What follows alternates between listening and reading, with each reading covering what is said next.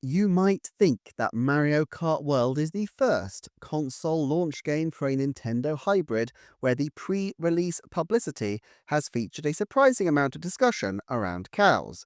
You'd be wrong. You might think that the Mario Kart cow is a rare dalliance from Nintendo with more bovine character types. You'd be wrong. You might think that cows aren't important to Nintendo's future. You'd probably be right, but ignore that for a moment, as for the gimmick of this video, I'm going to set out how cow and her bovine brethren could yet be surprisingly significant for Nintendo going forward.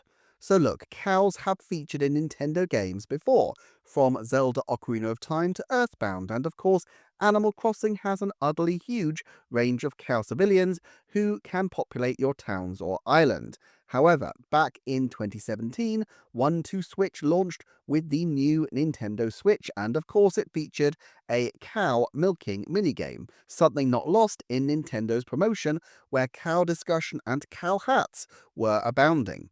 References to cow characters in both systems were clearly pre-planned as part of a strategy to get attention. These were no pat responses to viewer questions, and it makes sense to headline with cow because she's funny and memorable, and this is a great way that Nintendo breaks away from the herd. Now, for the launch of Switch 2, early reports have shown the popularity of cow for players, with Game Rant sharing clips of all cow, or at least nearly all cow races. For fans of cow, this will no doubt be music to your ears. In some respects, it seems obviously a coincidence that both Switch and Switch 2 launched with cow-enriched games. In the case of 1-2-Switch, it's a logical kind of movement-based piece of gameplay, while Mario Kart has had the character previously, and while raiding the back catalogue for characters like Snowman and Monty Mole, it only made sense to give cow her due, though the recent interview with the Mario Kart developers prove that cow actually came first before those others. But perhaps it's not a complete fluke. After all, a 15-minute drive from Nintendo's base in Kyoto is the famous Kitano Tenmangu Temple, with its 18 cows, some of which have their own stories, and which is often crowded with students seeking from the cows good luck in their exams, which the cow statues purport to offer. It's not inconceivable to me that for a company as superstitious as Nintendo can be, a topic which I've covered a few months ago on a video that's currently Patreon exclusive, that they perceive this as being quite a lucky option. Of course, the question on everybody's lips is whether after this summer excitement, cow-themed gaming will be put out to pasture, or whether they will look to milk their success still further. It strikes me that while we can all think of famous duck, mouse, or cat characters from the range of global cartoon icons, the number of successful cow characters out in the world is rarer. Sorry to Clarabelle Cow and Cara from Cow and Chicken, but I still think the Milking House is fairly bereft of true star power. If Nintendo decide to dip their toe into cow toys for their theme parks, and perhaps even give cow a comedic scene in a future Mario movie, they could easily start a low-key build-up of interest. The advantage of cow is that she's universally understood. Most people know who Mario is, but for those who don't, including young children, there's some element of a learning curve to what Mario represents and does and sounds like, and why he's got that hat. But cow is, well, a cow. Even people with absolutely no care or interest for Nintendo would be interested in cow, which means in certain respects she's the perfect character to bring in new people. A cowbell, shall we say. Now, Nintendo is very cautious. I don't expect the Super Cow World theme park to be opening alongside the Cow movie anytime soon.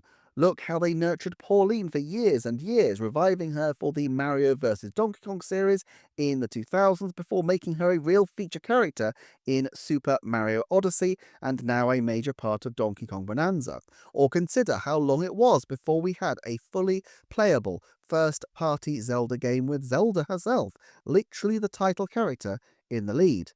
Even the prospect of Cow crossing over to other major games feels a little remote. Cow may well feature in the next big 3D Mario because cows are a part of Mario's world anyway, but it's unlikely that the Tokyo team will cudgel in a cameo just from seeing the success of Cow here. That's not generally how Nintendo works. It's not just that their teams seem to be largely independent of each other, especially given the 3D team is based in a different city, but also they're neither nimble enough nor interested enough in chasing social media bubbles for them to recognize Cow as outstanding in her field.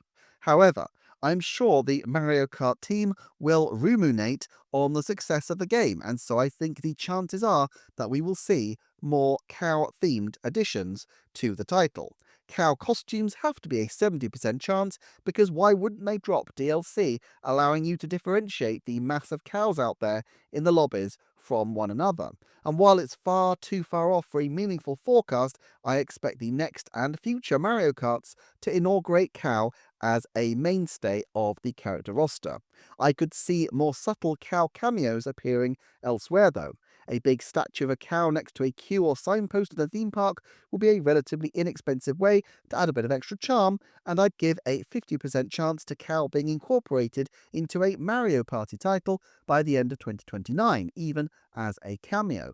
After all, the talking flower from Super Mario Bros. Wonder seems to have turned up in the Jamboree TV games despite having less grassroots popularity than dear old Cow.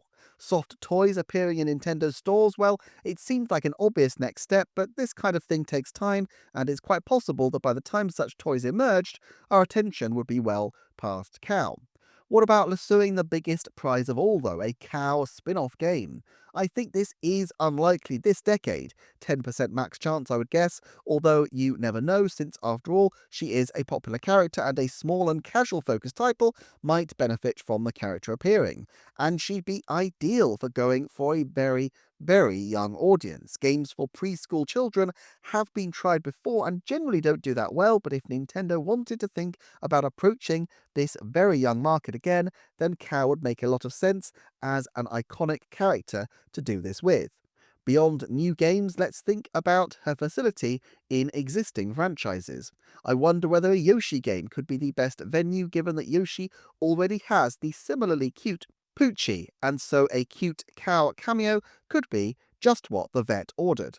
It also kind of suits them, as they've been trying to build up female representation in their core franchises, Pauline in DK, Zelda in, well, Zelda, and Peach in her own game, to have a character that resonates in the cute animal spectrum of their activities. And look, we shouldn't get too excited about Cow's future. Yes, Cow may be the cream of the new characters crop, but the key thing about her is that she makes people laugh, and the joke could wear thin if she becomes too overexposed. Ultimately, while it's unlikely that Cow will be appearing too much in the next few years, I suspect in the long term there's a decent chance that Nintendo could find itself on the horns of a new era of having a little more Cow-related content than before. One thing's for sure, I shall be watching with utter interest to see how Nintendo steers their newest superstar.